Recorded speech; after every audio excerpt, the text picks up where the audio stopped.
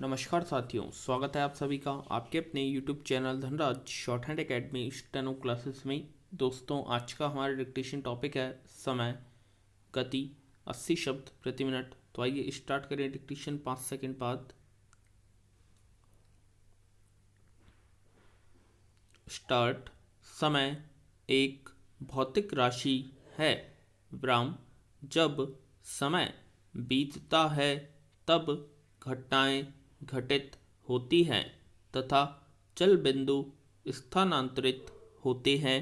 इसलिए दो लगातार घटनाओं के होने अथवा किसी गतिशील बिंदु के एक बिंदु से दूसरे बिंदु तक जाने के अंतराल को समय कहते हैं।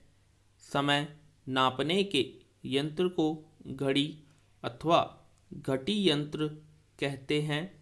इस प्रकार हम यह भी कह सकते हैं कि समय वह भौतिक तत्व है जिसे घटी यंत्र से नापा जाता है। सापेक्षवाद के अनुसार काल दिग्देश के सापेक्ष है। विराम।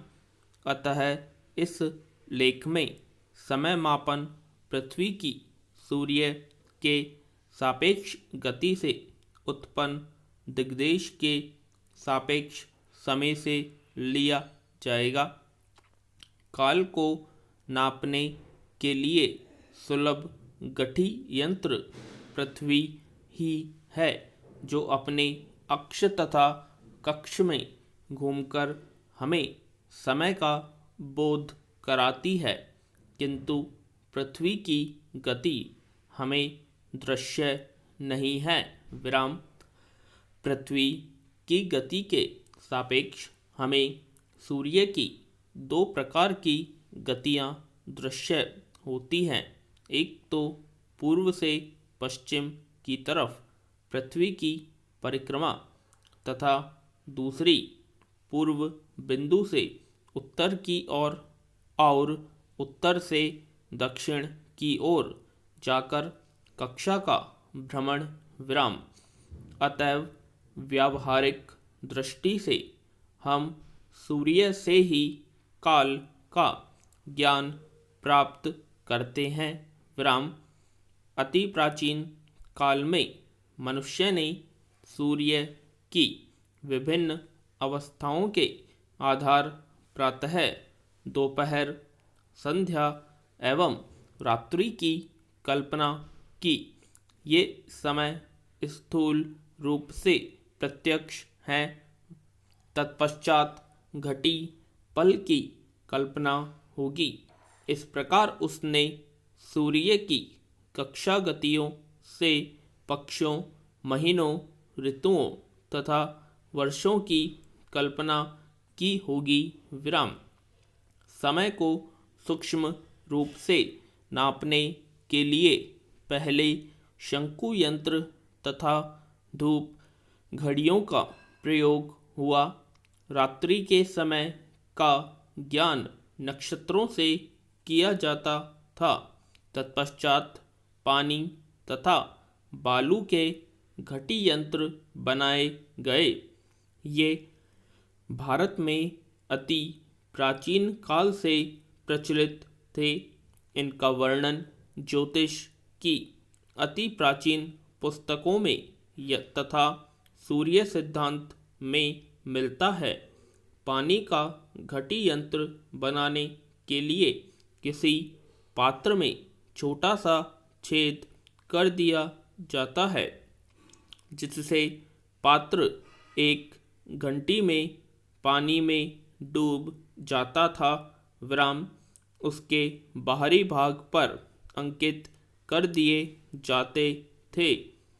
इसलिए पलों का पानीय पल भी कहते हैं। बालू का घटी यंत्र भी पानी के घटी यंत्र सरीखा था, जिसमें छिद्र से बालू के गिरने से समय ज्ञात होता था, किंतु ये सभी घटी यंत्र सूक्ष्म न थे। इनमें व्यवहारिक कठिनाइयाँ भी थी। विज्ञान के प्रादुर्भाव के साथ लोलक घड़ियाँ तथा तत्पश्चात नई घड़ियाँ जिनका हम आज प्रयोग करते हैं विराम आविष्कृत हुई। पैरा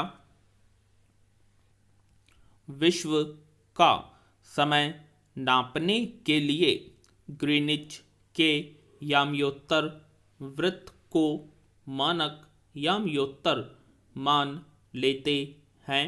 इसके पूर्व में स्थित देशों का समय ग्रीनिच से उनके देशांतर के प्रति 15 डिग्री पर 1 घंटे के हिसाब से आगे होगा तथा पश्चिम में पीछे विराम। इस प्रकार भारत का मापक याम्योत्तर ग्रीनिच के याम्योत्तर वृत्त से पूर्व देशांतर 82 है। अतः भारत का मध्य समय ग्रीनिच के मध्य समय से 5 घंटे 30 मिनट अधिक है। इसी प्रकार क्षेत्रीय समय भी मान लिए गए हैं।